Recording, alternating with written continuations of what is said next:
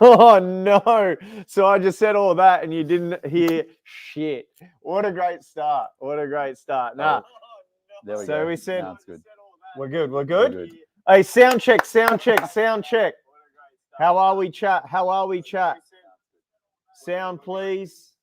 Sound. We're good. We're good. We're good. We're funny. good. Let us know. Let us know. Are we good? So it's been a while.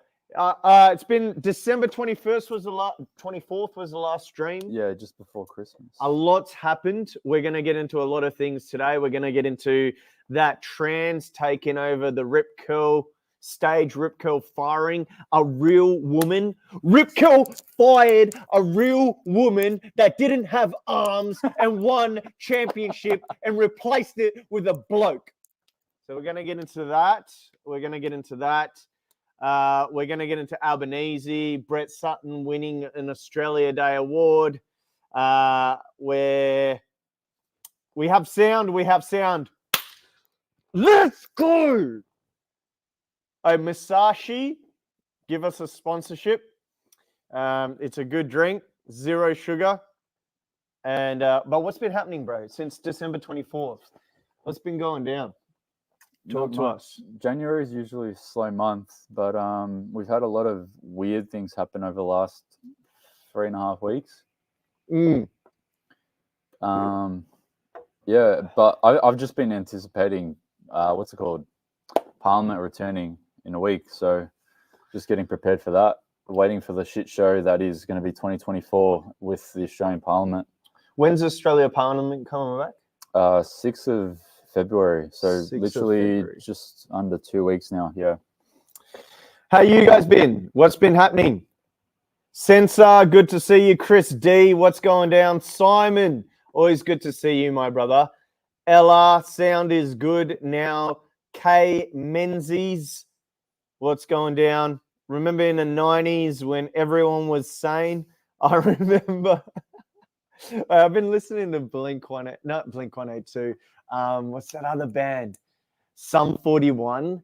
I've been listening to that again, like going to the gym in the morning and that, and just that nostalgia of like early 2000s. Back in the 90s, I was only born in 92, so it's the end of the world as we know it. I don't remember much of that. Bro, Sum 41 slaps. Oi, Fat Lip. I was listening to Fat Lip again. Pieces by Sum 41. If you haven't heard that, listen to that. That is a banger. Bro, you got to calm down. You're like edging this. Am I peaking? You're peaking. I think it's because this is really close to me, eh? Hey, guys, let us know if I'm peaking, man. Well, you guys are here to support, you know? Let us know. You know, we're not... We don't have the $100,000 studios that some other, you know, news organizations in alternate news people have in Australia. Yeah, they somehow have crazy studios and crazy backing, but they have what? 0 viewers. They're just... How is that even possible? Bro, I'm not sure. I'm not sure. I'm not going to criticize anyone. It is what it is. It is what it is. But what I will let you guys know is that this right here, this thing right here is the new Rip Curl model. I was going to use that as the thumbnail of that image I shared yesterday, but I only saw this image after I posted the first one. Can you? This is outrageous, and we're definitely gonna get into that. We're definitely gonna get into that. But what's been happening, guys? Tell us. Jinx.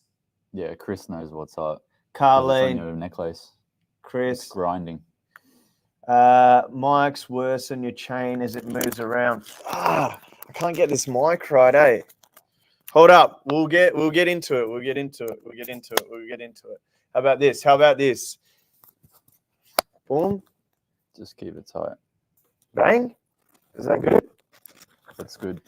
I want to go through a lot of the comments on all the community posts because you guys have been absolutely destroying the comments on the community tab. And probably about 4,000 or 5,000 comments in the last week. So we'll go through the stories, and then Yeah. I want to respond to some of the people's comments. All right, let's kick it off. Let's kick it off. Let's not fuck around. Be one of those shows that is like, oh, and then just talk for 4 hours before they get into an actual topic. You know what I mean? Let's get right into it. So this is the headline: Rip Curl faces backlash after using a transgender boarder, Sasha Lawrenson, to promote women's surfing. So what happened is that they got this bloke here, right? This guy right here, and, you know, replaced this woman. So this is a real woman that was a surfer that was sponsored by Rip Curl. They replaced her with Hey, this bloke. I'm called. My love language is physical touch. Feel that leather on your hide. Hold on to your hat, cowboy. It's about to get wild. Love drives everything at Karma. All cars are impeccably detailed. So, iconic Australian. It's still playing. Is it still playing? No, it's okay now. It's all right? Yeah. We're good? Yeah. All right. So, iconic Australian surf brand Rip Curl has come under fire after featuring a transgender boarder in a campaign to promote women's surfing. Sasha Lawrenson, 44, featured on the Rip Curl Women Instagram page on Thursday as part of the company's Meet the Local Heroes of Western Australia campaign.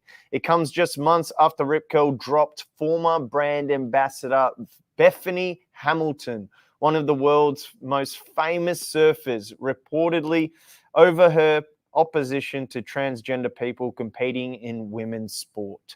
So this legend here, this absolute legend, is a surfing world champion female. And then she says, this is what she says. Let's say you're Rip Curl. Go, you're Rip Curl. You're Rip Curl. You bring me into the meeting. Go. And I'm this chick. Hi, Bethany. How are you today? How's everything going? Good. Yeah, it's going pretty good. Good. Yeah. Hey, we're gonna do this new campaign, and I don't like transgender people, transgender men in women's sports. Unfortunately, we've picked someone else. It's this guy. But I just told you I don't like men taking women's sports. Too bad, Bethany. And this is what happened. That's exactly how it went down. We're gonna have to drop you as well. You're gonna have to drop me as well. We don't want you anymore. What? We don't want you as part of the brand. We can't have you. We got to meet our DEI. We got to meet our DEI targets. What's DEI? I don't even know. It's like diversity something and something. DEI. It's diversity something, equity and inclusion. It's actually on their diversity, equity and inclusion. Yeah, it's actually on their report. So I've got the report here. You go to KMD Brands, which is their parent company. We've teamed up with ESG World to offer a straightforward means to access our information and reports for environmental, social, and governance performance. So they use diversity, equity, and inclusion tools to set KPI parameters to meet, stakeholder performance indicators. Diversity, equity, yeah, and inclusion. So that's diversity, equity, and inclusion are organizational frameworks which seek to promote the fair treatment and full participation to all people, particularly groups who have historically been underrepresented or subject to discrimination on the basis of identity or disability. This is what is insane to me, really. Like, it is insane to me that Bethany Hamilton, right, one of the world's most famous surfers, reportedly was fired over her opposition to transgender people competing in women's sport. So she was reportedly fired over that. And then what Rip Curl do after firing her is do exactly what she was talking about that she's against, and then goes and gets a transgender bloke. You know what's the funny part? That is about it? insane. And the fact that she's has no arms and she's a world champion surfer. Rip Curl, what are you doing? What are you doing? That is insane. Don't worry about her not having an arm. You know what's even crazier? Talk to me. Talk to me. The most recent photo of her is her celebrating a newborn. Is that her latest photo? Yeah, 3 days ago. Man. So unlike this bloke. So let's say it's probably gonna pop up an ad. Hold up. Unlike that bloke that has the promotional tour for Rip Curl Surfing, she can actually birth children. Insane. Let's hear what they have to say. It's probably not even a story. Let's have Oh my God, how has surfing influenced my life? How is it not? When the sun's out and it's offshore and we've got a southwest swell running, I don't think there's a job that I'd keep. This is the bloke. This is the bloke that replaced I a believe woman. it's one of the only sports where we get to perform a certain dance on a changing platform, a moving dance floor. Every wave's different, and I think that's what's kept me surfing the 35, 40 years of my surfing life. We get to practice a dance on a surfboard. How's that? Hey, he definitely can read your palm and tell you the stars and all the star signs and all the crystals coming into one. He can definitely do that. Bruh, what is going on? What is going on? Got a few hundred comments here. So one thing that I Here, didn't know, we'll run it up. Where is it? Link me. so just go to the community tab, go back, and go community. Yeah. So in the community tab on this poster, when I put the story up, Yep. one thing that I learned from all the comments is that there are a lot of people that purchase surfing products even to this day. Yeah. Because I used to buy, Billabong products. So you put this up. You put this up just yesterday. The once great Australian surf brand Rip Curl has announced its Bud Light moment, opting to select a male-born Australian surfer over biological female Bethany Hamilton, who spoke out against this decision, and was ultimately dropped by the company. RIP to once great Aussie brand Rip Curl. So you got 373 people commenting. A lot of likes, 600. Let's run it up. If you haven't liked this post, go ahead and like it. But let's see what the people have to say here. Yeah, so as I was saying before, I was rudely interrupted. Yeah, go on. Go on. I do that. A lot of people are actually still to this day very invested in surf products. I've seen a few hundred people say between Instagram and Twitter that they are literally boycotting it. And I didn't think for one moment that people were so passionate about surf brands, especially brands like this, that I haven't bought from since I was a kid. Like, I bought Billabong stuff maybe a couple of times when I was a kid going to Queensland. But wow, so many people were saying, I've gone to grab my old wetsuits and be like, you know what? I'm throwing this shit in the bin. Or does anyone want it? Because I'm going to put it on Gumtree and sell it. Yeah, people are like getting rid of it, eh? Yeah. So the boycott is real. And this has become a global story. So it's quite interesting to see. I love you calling for a boycott and everyone being like, yes, let's boycott it. Because that's what we should do. We should back each other, especially when shit like this happens. There's nothing about this story. Like, let's be dead honest for a second. There's nothing about this story that makes any sense. You have a woman that's a world champion. She has one arm chopped off, yet she becomes world champion. She says, look, there's a lot of these men going into women's sport and I don't like it. She then gets fired by the company for having that opposition and that frame of mind. And then the company goes, okay, this literally disabled world champion woman didn't like this. Okay, we're going to get rid of her. And then we're going to go and get a trans guy to replace her. It's absolutely lunacy. We are living in idiocracy right now. And anyone that comes out and is like, you're a bigot and blah, blah, blah, you can't say anything about this trans. Like, I'm a bigot. I'm a bigot. To this story, to this particular story, I'm a bigot. I want to know. I admit it. I'm officially like, you know what? You know what? I support the disabled woman. I want to know how the hell did they go from Bethany to a Western Australian transgender? How did that happen? I actually don't even know how that happened yet. Oh, do you want to run it up one more time? I need to find that. Let's run it up one more time. I want to find that story. Let's go. Hey, Rip Curl. I don't like men going into South Sports. We need to figure this out because I want to know the campaign details.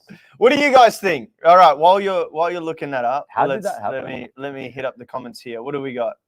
So this is a comment in the post that I actually missed. But this happened in 2023. So June 2023, Larry Fink said that we must force behavioral change. So this is part of the whole DEI, ESG company behavior system that they've set up. They want to basically create this system of degeneracy to crumble all of the old social norms. And where's that post that I pinned at the top here? So I did a little bit of market research and it comes up as Vanguard being an investor in Kathmandu Holdings, which is the parent company of Rip Curl. More on Rip Curl going woke. Iconic surf brand Rip Curl sold to New Zealand company retailer Kathmandu. I like how you do all these research, by the way. Good shit. Apart from shareholders, Kathmandu Holdings, KMD Holdings, attracts interest from various institutional investors. Some prominent institutional investors that own shares in Kathmandu Holdings include Vanguard Group and BlackRock. Now it all makes sense. And it does. So as soon as Rip Curl gets sold off, suddenly there's a whole agenda being pushed into Australia. And funnily enough, if you look at Woolworths and who owns Woolworths, because Woolworths is 86% owned by overseas, where Coles at least sits on a 60%. It's still predominantly still owned by overseas, but it's not as much as Woolworths. And when you get to these ownerships and who owns these companies, it's interesting how all of these companies that are going woke are owned by the same international conglomerates. So on Woolworths, the CEO is South African. So that's part of the problem, I think. It's that these companies are not being represented by actual Australians. Oh, the CEO of Woolworths is Australian. South African. South African. Yeah.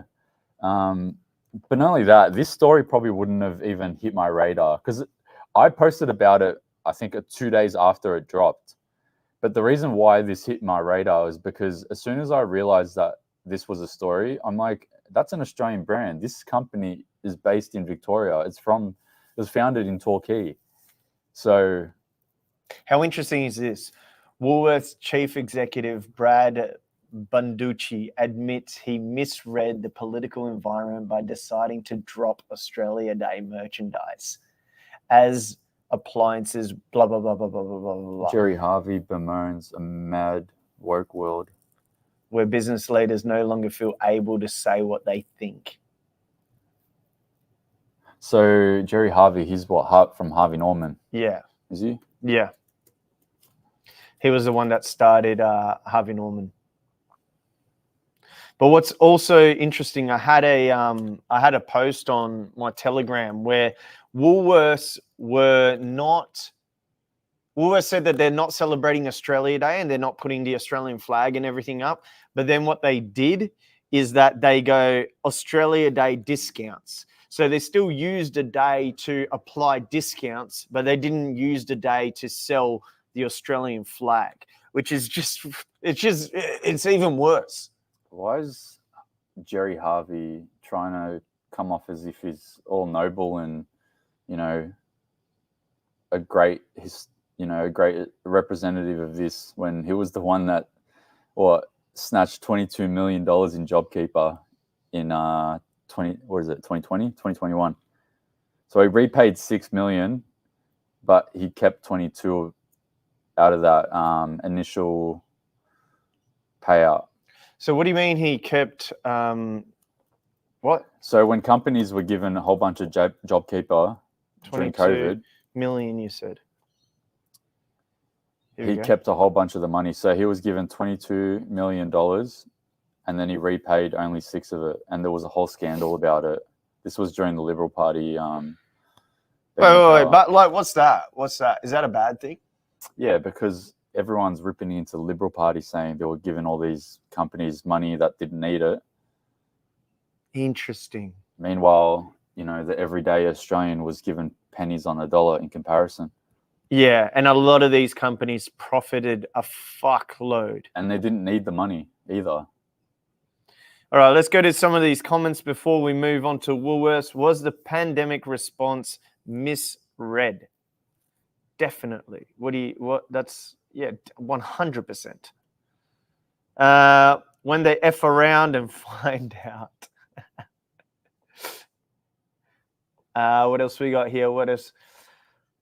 Fuck Rip Curl, Vanguard, and BlackRock from Canada. Hey, oi, you better vote Trudeau out. You better vote Trudeau out. Listen, We're going to talk about that. we are going to talk about that later. And can you guys share the stream, comment below, and subscribe wherever you're watching us from. You're either watching us on X, YouTube, or Rumble. Make sure you share the stream out. Big love. Divide and control. Yes, that is what they're trying to do. And we saw that on Australia Day. Did you see that Dubai put up the Australian flag on that big building? And here we can't even like celebrate Australia Did Day. they? Yeah, I Dubai. didn't even see that. Yeah, Dubai lights up. Dubai lights up Australian flag. Here we go. 2 days ago. Yeah. So Dubai, this is what Dubai did for Australia Day. Dubai lights up their entire thing. One of the tallest hotels in the world, if not the tallest hotel in the world, with the Australian flag. Yeah, the world's tallest tower. World's tallest tower. And we're here complaining in Australia like, yeah, I don't know what we should do. I don't know what we should do. The fuck? This doesn't look real. Is that real? Here we go. There's a video below it. Yeah, no, it's definitely real. They definitely did it. 100%. Wow. That's actually real. Yeah.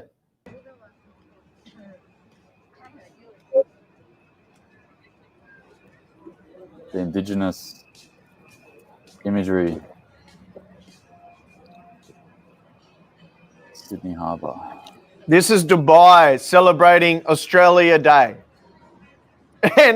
And we're here complaining.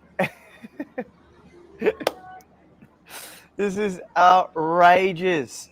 They're more proud than us. Yeah, and then in Australia, we've got people ripping down statues. Yeah, in Australia, did you see that? They ripped down statues. Statue ripped down in Australia. Did you see this? And then here they put the indigenous imagery. Oh, yeah, I saw that. So they didn't put any Australian imagery on there.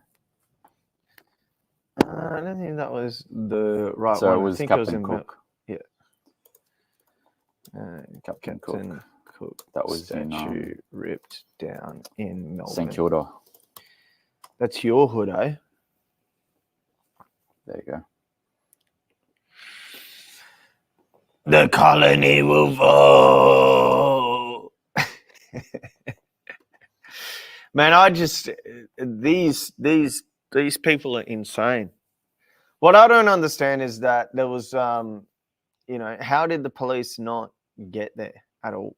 Like, it would have taken some time. I'd say that's a 2-hour Well, operation. they're understaffed and they're still protesting for better pay, so they don't care about actual crime and actually doing their job. Yeah, fair enough. You know what? Fair enough. Fair enough. All right, well, next story. Brett Sutton's back in the news. He's an Australian of the Year award recipient. In Canada, you can parade around with Hamas flags, but if you show up with a Canada flag, the cops arrest you for inciting. It's happened. Yeah, Canada is probably just as bad as Australia. If there was a word that would haunt me for the rest of my life, it's probably the word incitement, because I've been charged with incitement like 5 times, I think. That word just triggers me. Incitement. Do you see Juzzy clapping at hockey? No. What do you guys think of the farmers' protests in Europe? I personally think it is awesome. All those French farmers and the German farmers, they have some balls. And I love how they can organize themselves. You know what I mean? So they stop entire highways. They go to parliamentary locations. So this was a day ago. So there was footage of the tractors all lit up across the road, and it was insane. Go on. Keep going. Yeah, I just thought it was fascinating just how cool that they can actually organize really well. And look at that. Look at those tractors, man. The whole highway. Hungry Jack's Aussie and Tropical Whoppers are here for summer with flame-grilled smoky barbecue beef and juicy pineapple on the Tropical Whopper, or beetroot, crispy bacon and egg on the...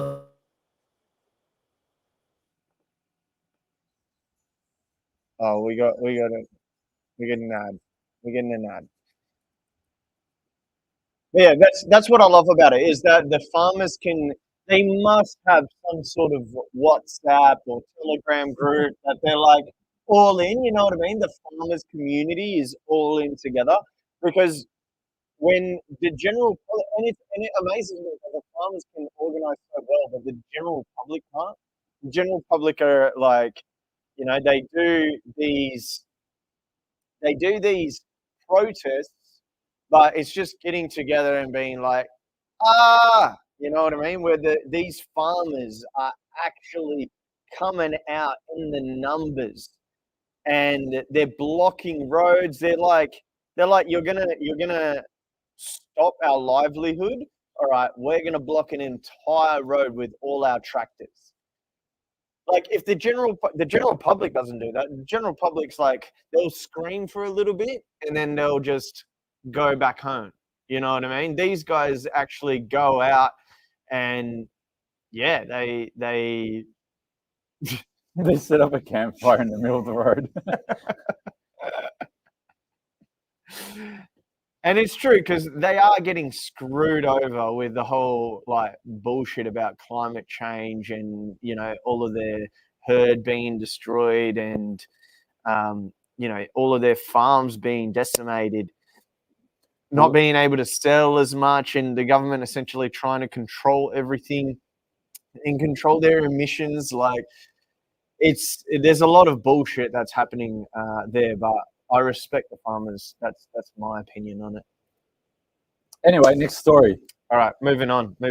Brett Sutton is an Australian of the Year, Order of Australia honour recipient, and people are triggered again because we're rewarding communist leaders and dictators and all these evil figureheads for the last few years with the medals and honors that were supposed to be once seen as prestigious.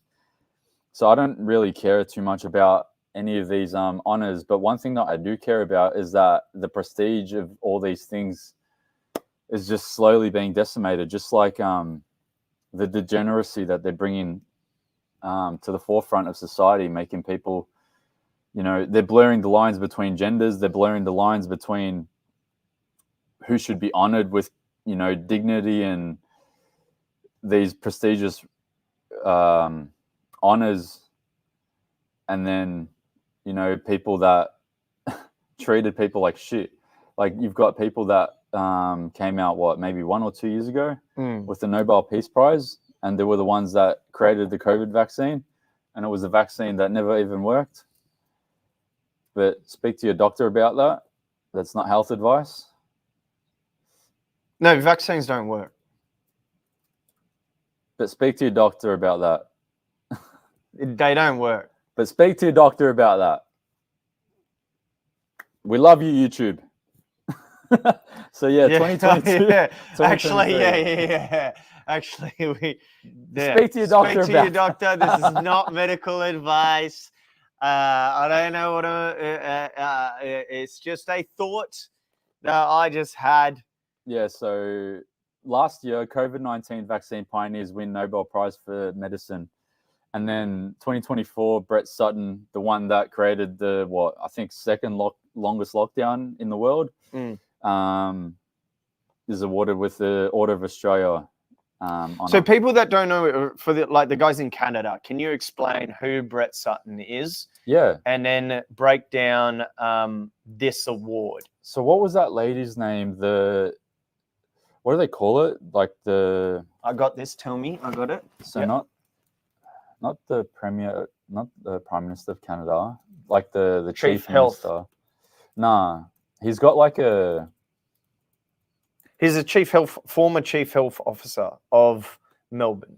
No. So I'm not talking about him. I'm talking about Canada's equivalent to being like a tier down below Canada. It's a female. You're talking about that big? Nah. No, that was Germany. Germany had that. The guy behemoth. From this lady. So Chrystia Freeland. So she was. She was no. Listen. So this is crazy, right? Yep. So when the government announced that they're going to shut down the truckers' bank accounts, yes, she was caught on camera laughing at the press conference. This chick, Chrystia Freeland. Yeah. So when it comes to, you know, evil ministers, she is the equivalent when it comes to, say, Australian ministers / Canadian ministers. But this was really crazy. So this woman laughing nervously before doing something, abominable. I can't pronounce that word. Abominable. I'll send you this link. So when they announced the initial trucker bank accounts being shut down, she decided to go and have a laugh about it. So that's how evil these people are. Yeah. So she's essentially as equivalent to.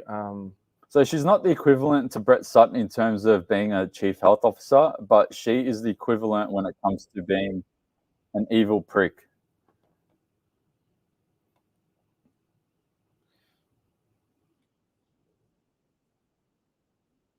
Send Go and the GoFundMe campaigns, are they considered designated people under the Emergencies Act, meaning that their credit cards could be cut and financial services are targeting them as well?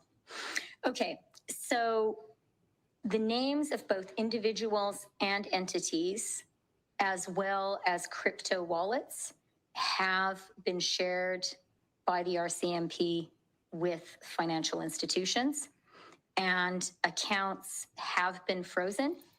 And more accounts will be frozen. Crowdfunding platforms and payment service providers have started the registration process with FINTRAC. In turn, now have the regulations. The financial service providers have those regulations as well. And they, working with law enforcement, will be making the operational decisions. So she was the one that actually, announced it, right? Yep. Okay, fair enough. And so she's essentially the equivalent that you're saying to Brett Sutton. Again, no. She's the equivalent in terms of being an evil prick. Okay, right. So, just for the Canadian in the audience, Gotcha. if you're wondering how evil these people can be, these people are evil pricks. They basically dominated the airwaves during COVID, 2020, 2021, 2022. And now, after they've either decided to resign or retire or move on to other roles, they've been given rewards rather for their acts. This guy should have never got an award ever, but you know, here we are. Here we are. This is him essentially getting it, right? Yeah, I think this was a different award that's saying here his name Victorian of the Year. Oh, he was Victorian of the Year as well. Yeah.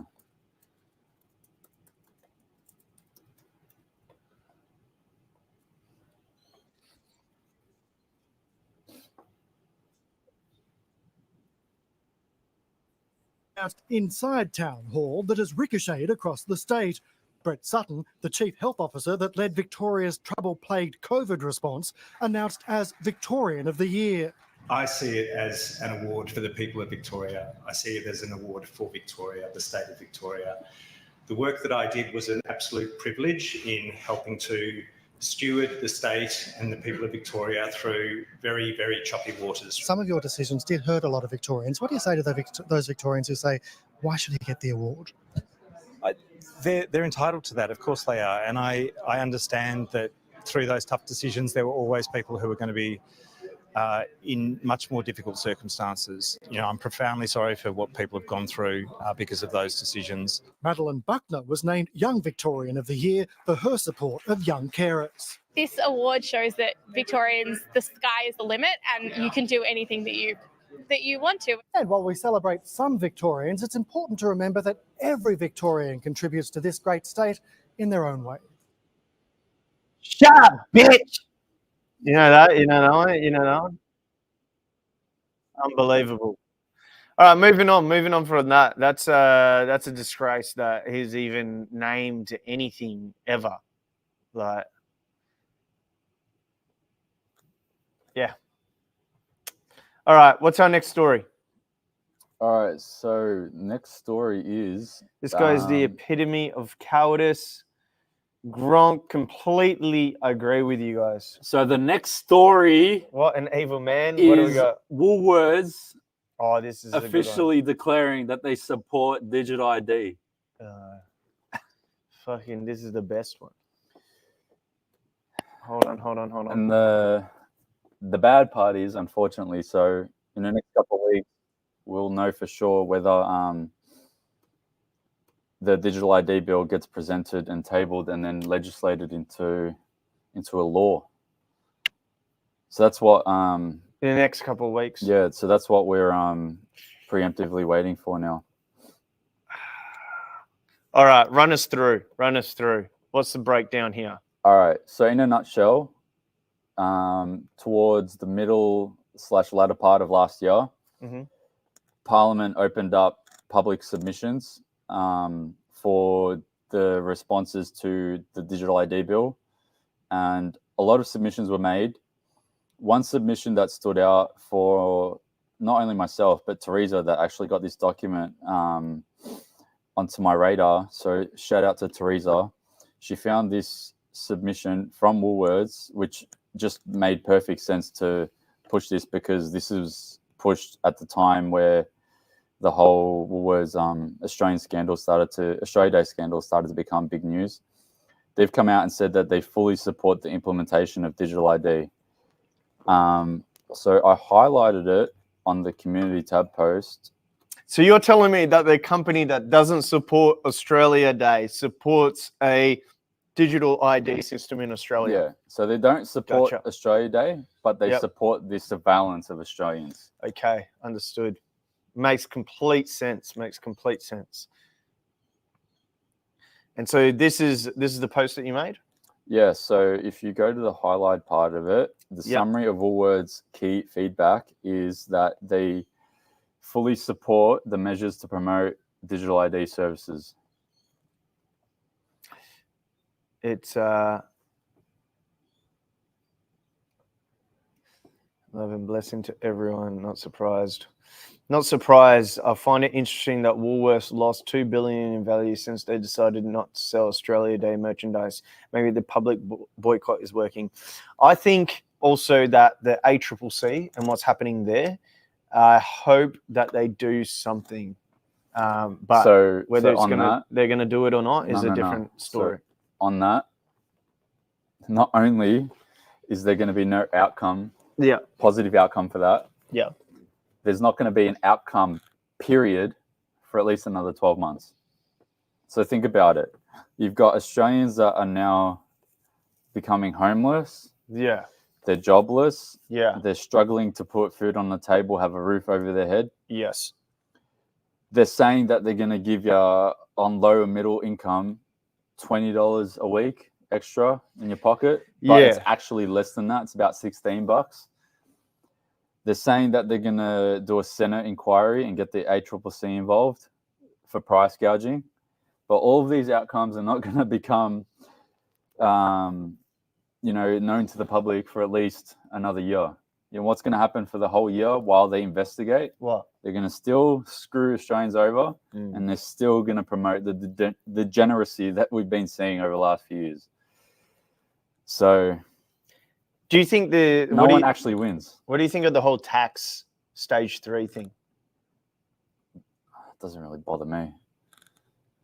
It's just a destruction of the middle class, but he's done it in a really, really smart ways. 2 income families are living in tents. Yeah, it's fucking horrible. Support IGA and Richie's Supermarkets. Haven't heard of Richie's Supermarkets. Where's that at? Not sure, but further into the document, so I quoted two of these parts in the document. So given it's a voluntary scheme, we understand it will not be used by everyone. This is a statement from Woolworths. As such, we will continue to offer alternative forms of verification to customers who are not signed up to digital ID. And then my comment at the bottom is, it'll be as voluntary as the COVID vaccines, I'm guessing. So they're saying that they understand that not everyone's going to adopt it, just like not everyone opted to get the vaccine. But we'll create alternative options. Now, what alternative options do you think that they're going to come up with? To the digital ID? Yeah. Let me think about this. What alternative options would they come up with to digital ID system? I think they're savage enough to say, if you don't get it, you're not going to be able to buy food. I'm honestly thinking that that's an actual thing that they'll do. Do you reckon? Yeah. If this timeline is going to be determined between now and 2030, they got to start pushing this shit onto society. They got to start really quick. And that's look, I'm just trying to think worst case scenario. Well, let's be honest. You couldn't buy coffee. The craziest thing about the whole lockdown and pandemic and 5 radius that happened in Sydney was that going to a coffee shop, you needed to show a digital certificate of your vaccination before getting a coffee. And the baristas, like all these baristas and all these like little store people Show us your vaccine. Yeah, that actually ask the question, show me your card before I can give you a coffee. Can you make sure that you check in the barcode?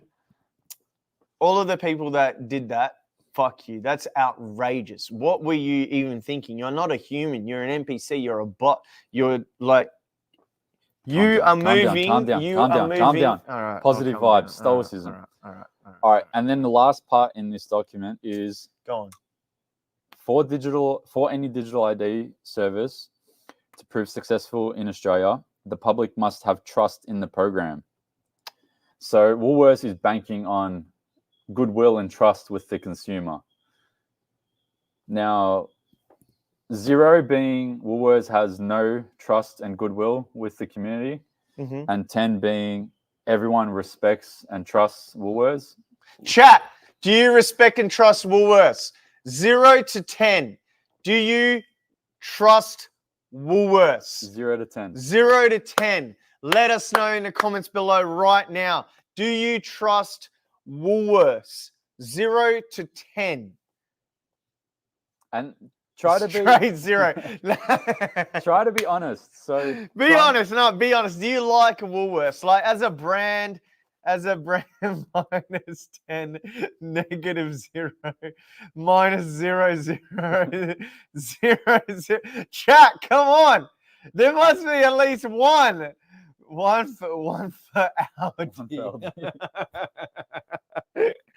Bro, you guys crack me up. 0, 0. God damn it. All right. Sorry, go on.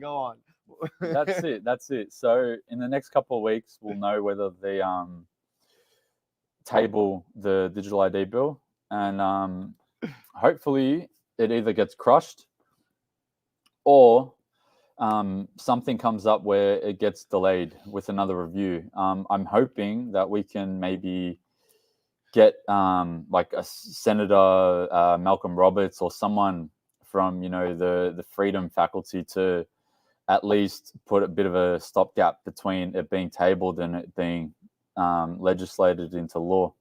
Wait, sorry, hold on. Get me, because I'm one of those people that sort of like hears something and then I'm like fully against it, and then I forget that the dates that all of these are getting tabled up. So what did you just say? When is this getting tabled and then getting put into law? So that's coming up like around the corner, or what are we talking here? Because I heard about, like, I've posted digital ID stuff for quite some time. I think June, I posted last year in a couple of Instagram and TikTok reels, which you guys smash. It's like, I think one of them is 1.4 million views. So thank you for sharing that. And it's amazing because, other people got to know what the hell's going on. But then when it comes, I was like, look, June next year is when everything is happening. And then I go throughout my year and then I forget of the actual dates that things are going on. So let us know, what dates have we got? Are you done? Yeah, well, I needed to explain while you're pulling things up, right? All right. Go on. So the digital ID bill, part 1. Yeah. Which is called Digital ID Bill, Transitional and Consequential Provisions. This is the part where goods and services and companies are going to start to adopt the digital ID bill. That already got the yay from the Senate. So that's been passed and approved. Now, the second part is the digital ID bill 2023. It's before the Senate right now, and it could be tabled and presented at any time. Now, if we go back to just before we ended last year, what's her name? Katie Gallagher had presented the digital ID bill in the Senate. Mm-hmm. And she said this, remember? It said, it's not compulsory. It is voluntary. It is a secure and convenient way for you to access online services safely without having your personal documents stored by third parties. I'm proud to have introed the digital ID bill this week. This technology will transform our economy. So this is after we made all of the digital ID bill stories in the Senate go viral. And then Matt Canavan ripped into her in the Senate saying that you said it's not voluntary. You said it's not compulsory, it's voluntary. Just like the vaccines were not compulsory, they were voluntary. And like I said, we can expect this to be presented at any time. I'm thinking that this is probably going to be one of the first things that gets tabled, because it was presented at the end of last year, and I can only imagine it'll be one of the first things that comes up once Senate recommences. So I'm pretty sure both the House of Reps and the Senate return on the 6th of February. So it could be at any time in the next, say, couple of weeks. But technically, so can the public actually do anything here? Yes. Or it's already been... So we've done all we can do at the moment. We have, like, we've done a fuckload to bring awareness to this. But what I'm saying is the voting of this, is this beyond the public and is now gone to just Senates and MPs? Okay, let me finish what I was saying. Yeah, go on. All right. So we've done what we can do when it comes to the public. So submissions ended about 2 weeks ago. Yeah. And that's basically all we can do. Now we can continue to petition to senators. And what I think I should be doing over the next couple of days before Parliament recommences is maybe put some details out there to some senators that we can just basically thrash with an appeal to say, hey, this is what we think is wrong with it. Hey, can you reconsider your vote? Whatever the case may be, just to delay this. But yeah, unfortunately, submissions have closed. I'm pretty sure it was like the 8th of January. I posted about it on Telegram. 8th or 18th. It was something with an 8 behind it. Here, 19th. So the closing date for the committee receiving submissions on the Digital ID Bill 2023 is tomorrow. So this was when I posted it a couple of weeks ago for the 19th of January 2024. So submissions have closed. A lot of us shared this, like myself, Maria Z, and hundreds of other people shared this link. But that's as much as we can do from a public submissions point of view. What we can do now is basically continue to appeal to the senators prior to them going back into Parliament. Fair enough. So we'll keep you guys updated on what is happening there. So just follow us across our socials.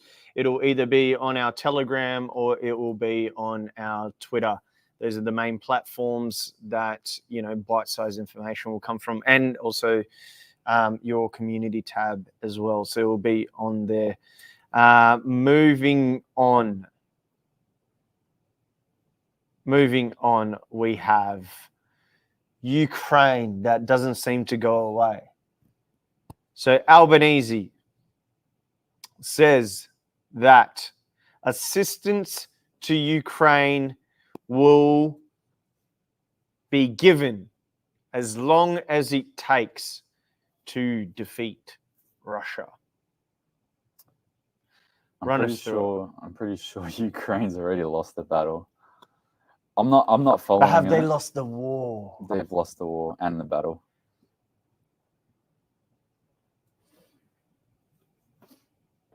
So there's a video of it. I linked it to you. Let me pull that up. It's basically, so Albo's been doing a couple of media runs over the last couple of weeks. And for some reason, he said that they support Ukraine for as long as it takes, even though we've given them almost $1 billion. Yeah. Okay. Yeah, go on.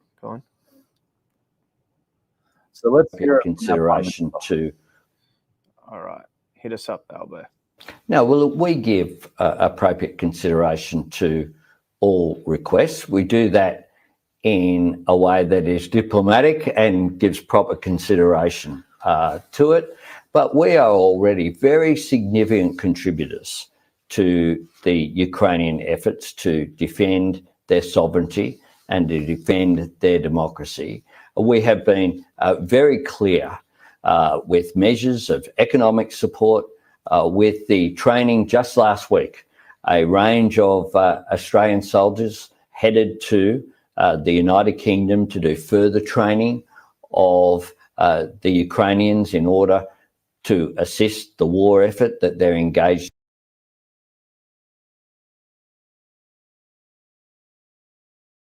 in. Soldiers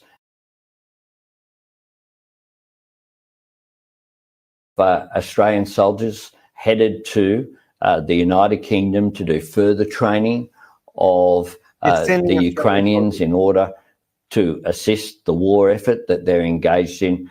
We'll continue to engage in a mature, considered way with Ukraine, and we stand with Ukraine for as long as it takes. Now, will we give appropriate consideration? So not only are we funding Ukraine as long as it takes, so we're going through a housing crisis, we're going through all sorts of, food crisis, you've got poverty coming out our asses, and we are here sending more money to a foreign country that has never really aided us in anything.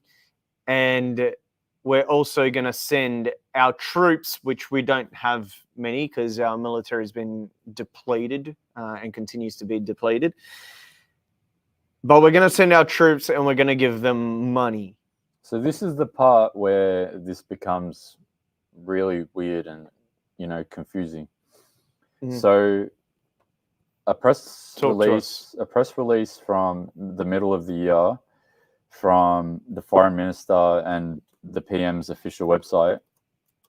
Yep. They have said that we've given up to $790 million in military assistance to Ukraine. Okay. So I'm pretty sure 790 million. Yeah. So 50 million of it was announced by Scott Morrison and 740 million of it was announced under Albo. So Albo has been responsible for a big chunk of this money and this assistance going to Ukraine. So basically $1 billion has been given to Ukraine, which, by the way, if anyone remembers, still ranks amongst one of the most corrupt countries in the world. But not only that, yesterday, or maybe 2 days ago now, Penny Wong has gone out and decided to suspend funding to Palestine/Gaza, because there are people in the United Nations that are involved in the attacks in Israel. Yes, on October 7th. Yeah, so not only are we funding corrupt countries, depleting our military, and not helping Australians in the actual country, we're probably funding terrorism and acts of terrorism, and we don't even know it.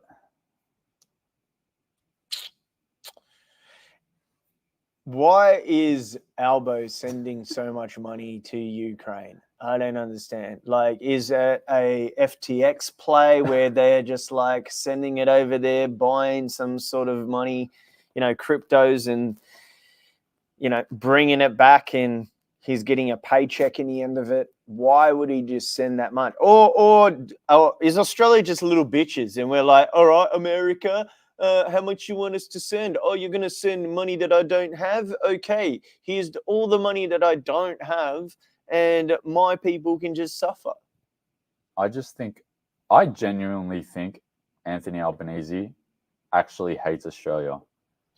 I genuinely think that. And not only do I genuinely think that, you could tell because when he did his Australia Day video a couple of days ago, yeah, there was no signs of the Australian flag. I don't think he mentioned I actually haven't seen that video. Australia in the video, and he just sort of, name dropped things that we should be proud of. Yeah. As to sort of gaslight the whole, not this one. Not this one? So it's on his Twitter. Twitter. So happy Australia Day. This one. Yeah, go on. While I pull this up. And not only that, look at his nostrils. He's flaring his nostrils at the start. Hold on. I'm not young Jamie here, but we're getting there. So this is, he doesn't have the Australian flag there at all, does he? Today, as many of us are celebrating Australia Day, our first thoughts are with those communities battling natural disasters. Seeing people work together to save lives and rebuild homes and businesses is a powerful reminder that the worst of times reveal the best of the Australian character. Those values of compassion and respect, courage and kindness are at the heart of our national identity, and they remain the foundation of our national success. These values and how they shape our nation are what we pay tribute to on Australia Day. Indeed, when we look at everything happening around the world today, all of us can be proud of the way that Australia's diversity strengthens our unity. This begins with the unique privilege we have of being home to the oldest continuous culture on Earth. Aboriginal and Torres Strait Islander people have loved and cared for this country for over 65,000 years, and they continue to uplift our nation. And over generations, people from every part of the world, from all faiths and backgrounds and traditions, have enriched and enlarged our society and our... I actually didn't see this video. I don't think I even follow this guy. So go to the comments, right? One of the top comments is, "Where's the Australian flag?" Yeah.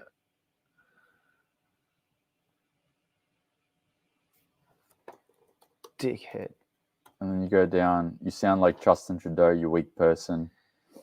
You sound like Justin Trudeau. You forgot your flag. Yeah, let's give that a like.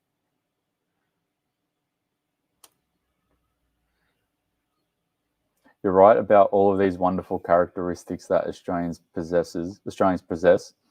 Hang on, you forgot honesty. Honesty is a wonderful thing. You know, being a man of your word and not a two-faced liar. Happy Australia Day, everyone. WEF, sellout, traitor. Yeah, there you go. You sound like Trudeau and you weak person.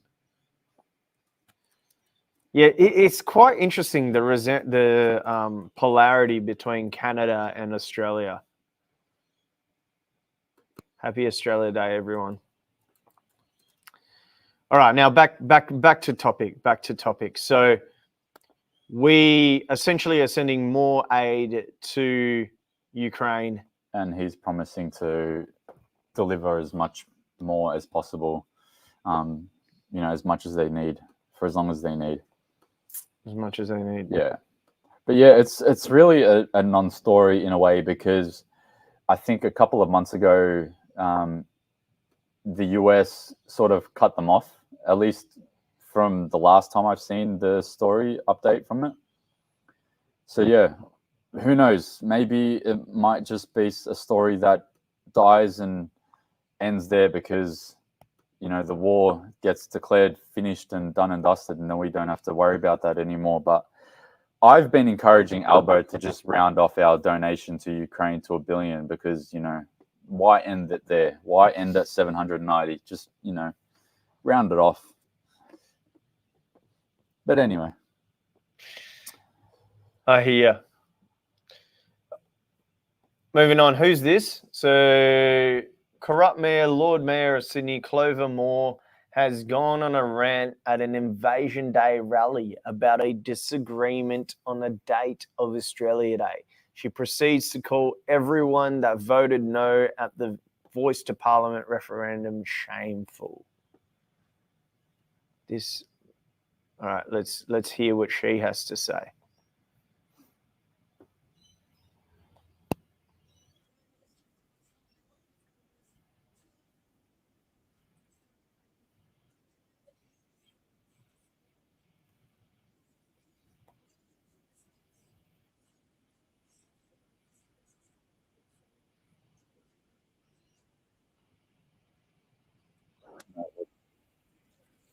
Political parties to choose a date. Let's run that back. I previously asked the Prime Minister to consult with all the premiers so they could agree on a date for Australia Day that would enable all Australians to celebrate. I got a weak, no action response, and so we moved the city's Australia Day ceremony to the 29th of January. Why is it so difficult for the major political parties to choose a date that all Australians can celebrate? And despite the shameful failure of Australians to vote yes to establish a voice to the federal parliament, I am proud that 70% of people in the city of Sydney voted yes. So we're very, very, very supportive of our Aboriginal and Torres Strait Islander community. I previously asked the Prime Minister to consult with all the... And this is the Mayor, this is the Lord Mayor. Yeah, so one thing that people brought up to my to my attention is Hmm. that she's been the Lord Mayor for 20 years, apparently. She's been the Lord Mayor of Sydney for 20 years. Yeah. Really? I'm just pasting something to pull up right now. I'm not.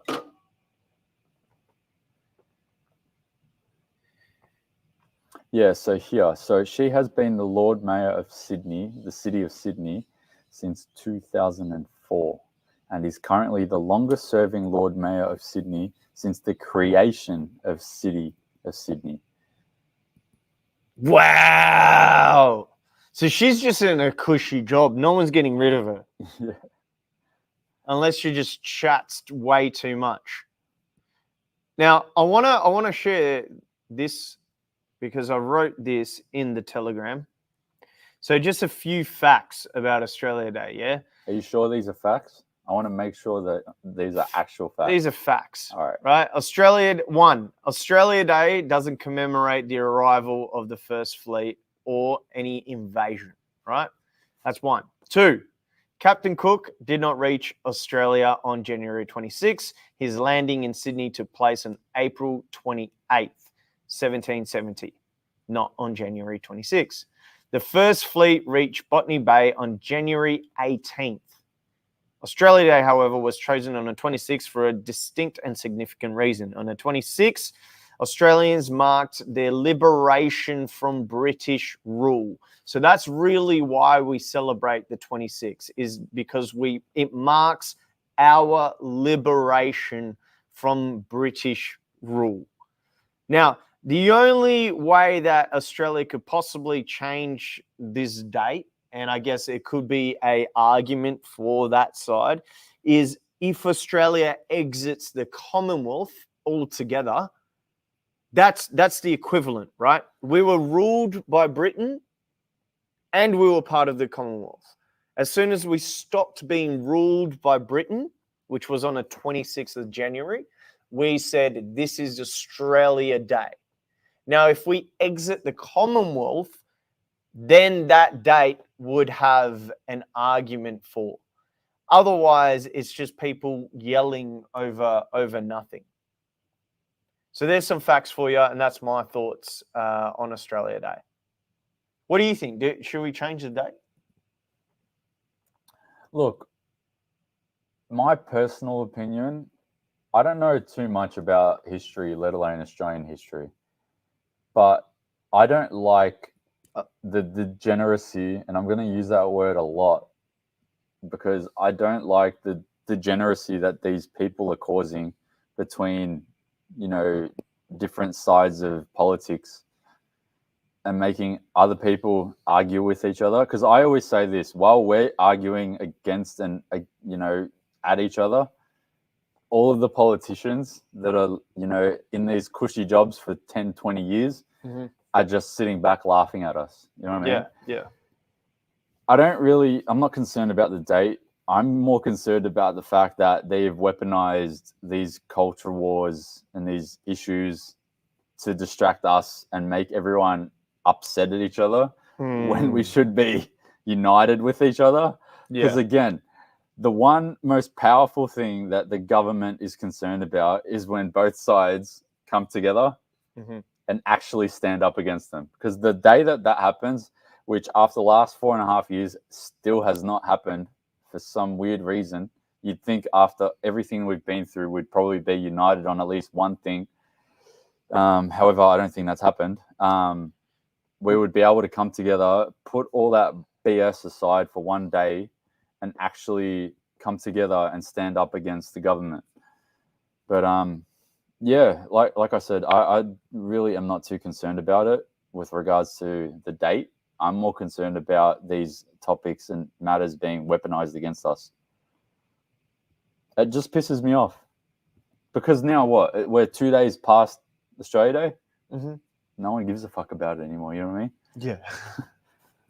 It just falls into the ether of things. So I think everyone sort of got together, and then they hit with the Ukraine war, the Middle East war, Australia Day. What else was there? The Yes No campaign, and a bunch of things that just polarizes people and get the them. pandemic, the lockdowns, were they good? Were they not? Did they work? Did they not? Yeah. Were the vaccines Yeah. working or not? Should have they been mandated or not? Black Lives Matter versus, Oh, yeah, I forgot anti-lockdown about Black protests. Lives Matter. True. All of these subject matters, just making everyone argue at each other for no reason. Yeah.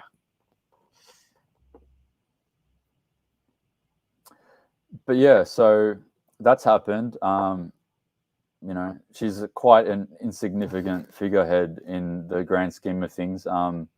She basically, I don't think Lord Mayors of any city have any influence. Like the Victorian Lord Mayor, Sally Capp, I think the last thing that I saw her do in the media was open a public toilet. So What do Lord Mayors do? Like, what is this job? Like, I actually don't know what Lord Mayors do. Let's look this up. Lord Mayor job. The wait is over. New loos open in Carlton. What? No, I should say, what is the job of a Lord Mayor? Does any of you guys know, chat? Let me know. Here we go. The role of the Lord Mayor includes leading decision-making at council meetings, representing the views of the council and local community. Well, that's a contradiction.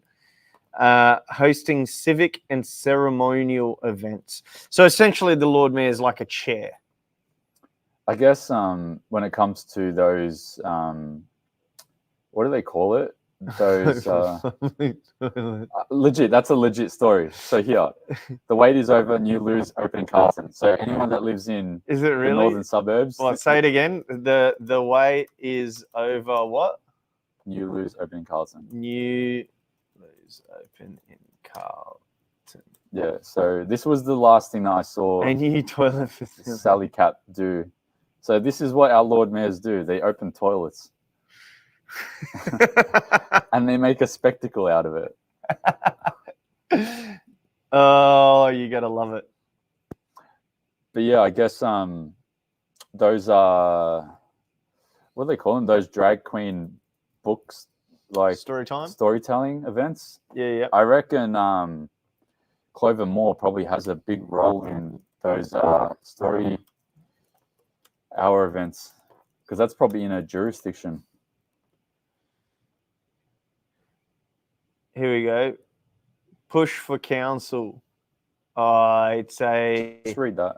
It's a blocked Paywall. thing. Yeah, drag queen story hours have become a flashpoint in cultural wars, with many religious groups and gender-critical feminists objecting to men in women face reading to small children. But it's now increasingly likely New South Wales councils will host much more such events. So, show us that image. Which one? From that article. Here it is. Yeah, Lord Mayor Clover Moore pictured with drag queens on the steps of Sydney Opera House. Yeah. See? So that's their jurisdiction. Their jurisdiction is to run Which is this one? Degenerate events. There she is. There's your Lord Mayor. There's your Lord Mayor, who says no voters should be ashamed.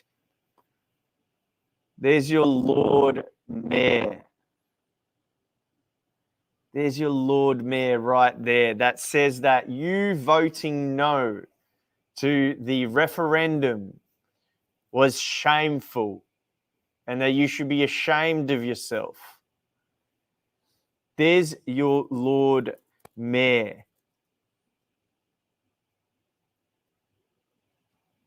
Yeah, this Lord Mayor says that you should be ashamed of yourself. The same Lord Mayor that supports Rip Curl firing a disabled female surfing champion and replacing her with a mediocre male in women's swimsuit. There's your Lord Mayor. All right. last couple of things. What's next? Back to Canada. So this story really pissed me off, and I'll tell you why in a sec. So federal court ruling last week saying that the emergency legislation that was used during the trucker protest was unconstitutional. So the article says in Ottawa, in a landmark ruling, a federal court judge ruled last Tuesday that the Liberal government unconstitutionally and unjustifiably invoked the Emergencies Act in response to the ongoing Freedom Convoy blockades in early 2022. What did the federal court rule exactly? So Justin Trudeau's government announced it was invoking the powers in the Emergency Act for the first time, and I believe it had never been invoked before, and it was something that would be used in like a wartime situation, like an absolute necessity. And they ruled that it was unjustifiable and unconstitutional. The act, invoked for just over 1 week, was used to freeze the convoy participants' bank accounts, which we spoke about before, where the minister started laughing at the fact that she had blocked them. Yep. And then they were able to, crush their protests, arrest people, detain people, charge them with incitement or the equivalent of incitement, and then basically just go on throughout the remainder of that year with any of the mandates that they had on society that they were protesting against. So what happens when they, something like this happens in Canada? Like, is nothing going to happen? Nothing happens to Trudeau whatsoever. He's just, invokes this thing for the first time in Canada's history, and they find out that, what he did was unconstitutional. If a prime minister in Canada breaks the Constitution, even in Australia, if they break the Constitution, what happens to them? So a couple of things, right? You measure this against Australia, right? Mm. So this is a couple of things that piss me off, right? Mm-hmm. So during the referendum, everyone all of a sudden cares about the Constitution. Yeah. But a few years ago, during the pandemic, mm-hmm. when we were saying, hey, what about our rights? What about the Constitution? What about our freedom of movement? They didn't give a fuck. They didn't give a shit about the Constitution. Fast forward a couple of years later, all of a sudden everyone cares. You either care about the Constitution and our rights, or you don't care about it. Mm. I don't think there should be an in-between. Make a decision, choose what side you're on that. 2, when I put the community post up here, look at the comments. And the Australian Human Rights Commission has done exactly what? Nothing. We absolutely need media to do their job without ending up like Assange. And Trudeau is still not in jail. Thank goodness in Australia, as per our constitution, that the judiciary is separate from the police and separate from Parliament. Hang on. So everyone is pretty cynical about the situation. Most people are saying, oh, cool, federal ruling, what now? Mm. Probably nothing. And not only probably nothing, back to the second story, Brett Sutton. Yeah. Not only is nothing going to happen, they get awarded for it. They get an award for what they do. They get an award for what they do.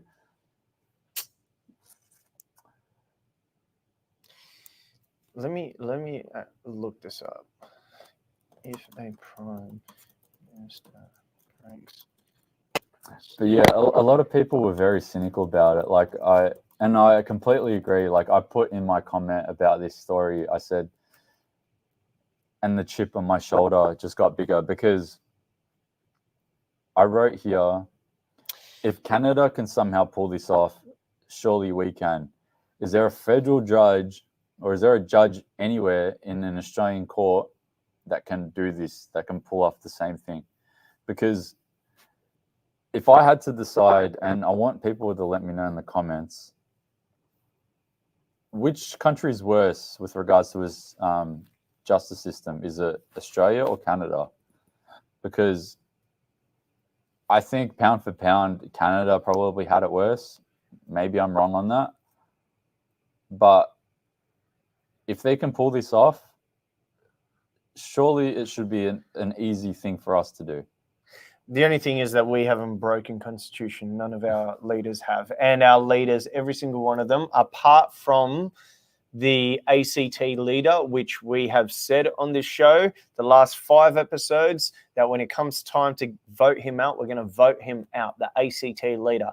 Apart from him, everyone else has either been fired or left their position. What's interesting with Canada is that he broke the constitution, but he's still in power. We've moved on. Scott Morrison's gone. So we can't really do anything technically to them. But this is interesting because they can now get a judge to act upon his unlawful action, which is very interesting. If they could get Trudeau to jail, that is massive. I just want to know whether someone can actually bankroll this to go to, a Supreme Court, federal court, wherever, and make this happen in Australia. Surely under the right circumstances, with the right judge, with the right lawyers, under the right conditions, we can make this happen. I just feel like if Canada can pull this off, we can pull this off. But yeah, this is definitely out of my wheelhouse. I'm just hoping to God that either, this is either determined in the courts or, we leave it to God Almighty and he can punish them himself.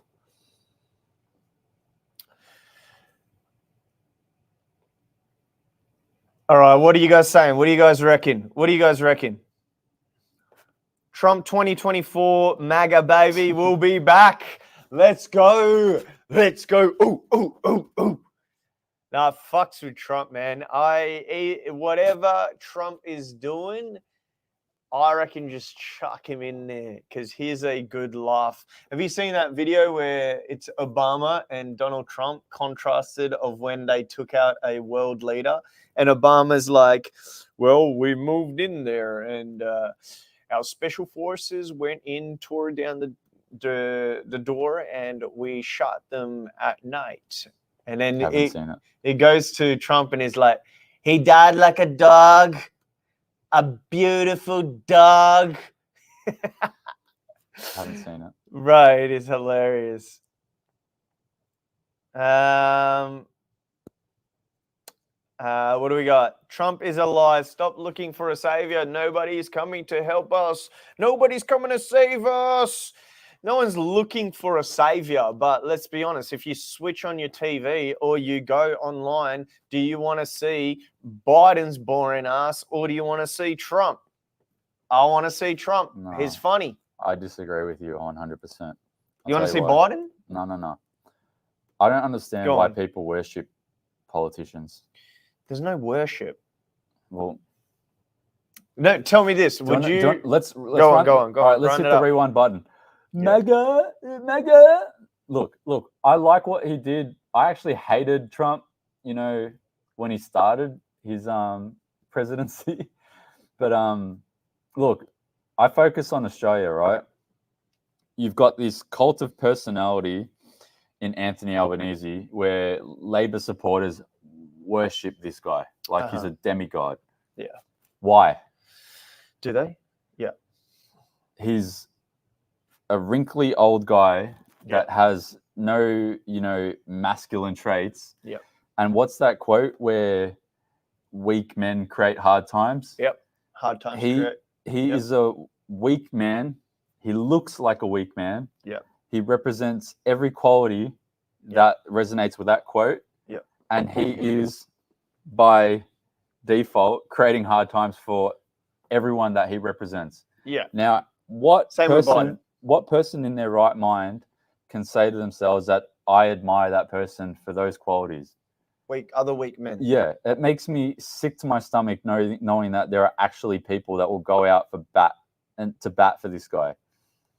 And then I see people saying to me, either in DMs or in comments, sometimes they're like, why are you always going in on Albo? Mate, go back a year and a half ago to the content that we were posting. We're ripping into ScoMo every other day. Yeah. Doesn't matter. Hilarious. Labor, Liberal, Independent, Teal, you know, a council rep, a Lord Mayor, a bloody, you know, Premier, whatever you want to call yourself, Chief Minister. I do not worship you. I do not care about your side of politics. Stop looking at these people like they're gods or demigods or people that are gonna, you know, make the world a better place for you. Clover Moore is a great example. She's been the Lord Mayor for 20 years. She's basically probably achieved nothing for the city of Sydney, and she's been bankrolling whatever her salary is, probably in the six figures. I don't think it's a. I do see your point on people worshipping these people and thinking of saviors to come and help them, but I think a lot of people are just tired of boring politicians. So I think people like Trump, people like the Argentinian leader, people like Bolsonaro, people that have these personalities, it's just fun to watch them work. But whether they will change something is a completely different story. Like, would you prefer Trump to be Australia's leader, like some of the people here are saying? I want society, I want actual Australians, for example, to actually, you know, determine, you know, what happens in this country. I agree. I don't need and I don't want because look, the way that I've learned how things operate, like let's use the digital ID as an example, right? We did everything that we could appeal to this matter, okay? There is a massive contingent of people that are completely against the idea of this, right? But I know that Katie Gallagher in a couple of weeks is going to go and probably shoehorn this shit into law. Yeah. We can do whatever we can to appeal and basically beg for them to not pass these draconian laws, and they're going to do it anyway. And then they'll say that it's for the good of society when we know that it's not for the good of society. And not only that, I've spoken to you about this before. Katie Gallagher has got children, and she probably maybe has or will have grandchildren. She's going to be responsible for legislating these laws and these draconian laws into the future of her own kids. Does she go home at night and think, gee, I hope my kids wake up in the morning and are proud of me for passing the digital ID bill? And then, you know, you've got the communications minister. She goes to sleep at night and go, hey, I hope my family's proud of me. I passed, you know, the disinformation bill. So if you have a opposing opinion, we're going to shut you down. It's a good question. You know what I mean? They not only do not represent Australians properly, they don't even represent their own family and friends and peers properly. Yeah, they represent their ego more. They only care about their self-serving ego, basically. Yeah. And it's disgusting to me that this is the system that we live under. So are you against democracy? Because that's essentially democracy. Our understanding of Socrates' concept of democracy was that we elect these people, and these people are the voices of the people, because we can't just have everyone. So back in the day, they didn't have internet, right? So they can't have everyone get in and shout at the same time. They elect officials, and these officials represent sectors of the community, and then that trickles down to an elected leader, and then they vote on the basis of what the community voted for. So do you think democracy itself doesn't work? Look, if I can go back 4 years when I didn't know anything about politics, I'd just do that. I'd literally just snap my fingers and be like, back to 2020, what is it? 2029, 2028, Anthony. when I didn't even know. Yeah, but now you do know. Now you do know. So what would you say would be a better alternative in the new age that we win? Like, would you then say there are arguments for blockchain voting, where you can actually trace where things are coming from and where it's at. Like, let's say you had a blockchain system that is for a vote and you had to use that, and then you see the exact votes instantaneous by people, then you could wipe out all these politicians, and let's say you vote, you'd wipe out their votes. You wouldn't wipe out them being elected. So, for example, you've got a community. This community elects each person. They table it up the same way as they're tabling up everything. However, in the end, it's not their vote. So I think that's where the issue is that we elect these people. They then create these laws to be tabled up, and then the issue, the pain point is that then themselves get corrupted to elect on these issues, where it should be we elect these officials to represent the people. They talk amongst themselves to bring up laws that should benefit the people. And then when it comes to the vote, it should go back to the community to then vote on the final pass. But that doesn't happen because it's the officials that vote on the final pass. So maybe a system like that could work. However, I'm also for minimal government. That's what I personally believe in. So I think that could work. It's essentially we have minimalistic government. We elect these particular officials. These officials then bill up laws that are supposed to benefit us. But then when it comes to voting, they don't then just buy each other out and say, pass this for me, and then we'll go Labor and pass this law, and then you exit, and then Liberal pass this other law that just builds on top of each other until we're all fucked. Maybe a system like that where it's similar to a blockchain where we vote for them, they go up, they put together these bills, but in the end, they don't get a vote. They don't get to say what actually goes through. That's my thoughts on it. You're probably wondering why I'm looking at bicycles, right? Yeah. I remember when I was maybe 8 years old, 9, 10, 11, 12. I didn't have a phone. I wasn't even given an iPhone. Like this obviously iPhone. I wasn't even given the Nokia 3315. We couldn't even afford a PlayStation. The only thing that my mum was able to afford us were bicycles. And I remember being excited to jump on my bike, ride around the neighborhood, and just hang out with your neighbors. Mm-hmm. How good were those days? Yeah. You were just so careless and disconnected to all this shit. Where you had to go to your neighbor's house, and then like you'd ride your bike far as fuck just to knock on your mate's house, and then their parents just be like, "No, he's not home. He'll be back at 6 o'clock," and you just wait for them to come back. And I remember I'd jump on my bike and I'd ride down there to the milk bar, grab your $1, $2 worth of lollies, and then you'd, hang out with your mates at the park. I used to go to Northlands and hang out with all the guys and girls there and just chill out. Not worry about any of this crap. Those are the days. Those were the days. All right, I think that should round us off, eh? We did a bit of reminiscing there, didn't we? Good old Aussie days, riding your bike over to your mate's house. Good times. All right, guys.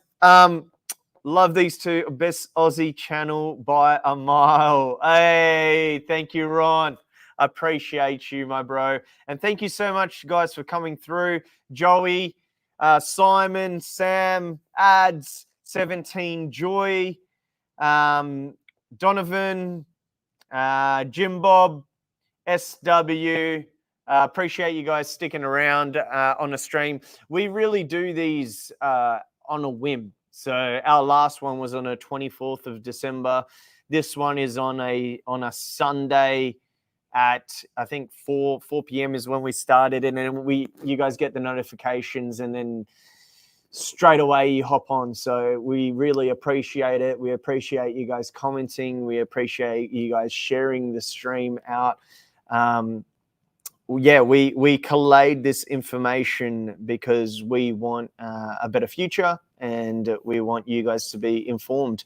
And we don't want to get all corporate. We enjoy sitting on the couch, kicking back. Audio issues. We have all sorts of issues bringing up the stream, but we appreciate your support. So go and follow us. We should make this more regular. That's going to be one of our goals, to make these episodes more regular. So the world is ending. It is the end of the world. This is episode 6. We'll see how far we get until the world completely blows itself up. But until then, really appreciate you guys. Good work, boys. Send dubs. We can handle the truth. Are you sure? Are you sure? The beers. Oh, I hope you guys had a good Aussie day, eh? For real. Just found you guys. Thank you. Thank you, Deb. We'll see you on the next episode. And also, Legend, welcome to the team. Welcome anyone else that comes through and shows love. Our next episode, when should it be? Is there something you want to say? You say, bro. Take it away, lad. Take it away, lad. Let him know. Let him know. Let me just confirm the date. Confirm the date. So talk to us. Both Houses of Parliament are returning on the 6th of February. Both Houses of Parliament returning on 6th of February. Yeah. So Okay. House of Reps and Senate. So Should we do a live stream for the... But sometimes they're boring as shit, though. all right, we're going to do a live poll. How many people? 63 people. Yes or no? Yes or no? Should he stop interrupting me? Bro, you're interrupting me the same amount of time. Nah, so 6th of Feb is when Parliament returns. And I reckon we do a stream just after that, because there'll be some interesting legislation that gets tabled, and I'm sure that there'll be some updates from the digital ID bill as well. Yes. We need to get that headphone system going. That's why we keep on talking over each other. We do. We'll sort this out. Hopefully by the next couple of weeks we'll have a better system. All right. Peace, love, unity. Ciao. That's it.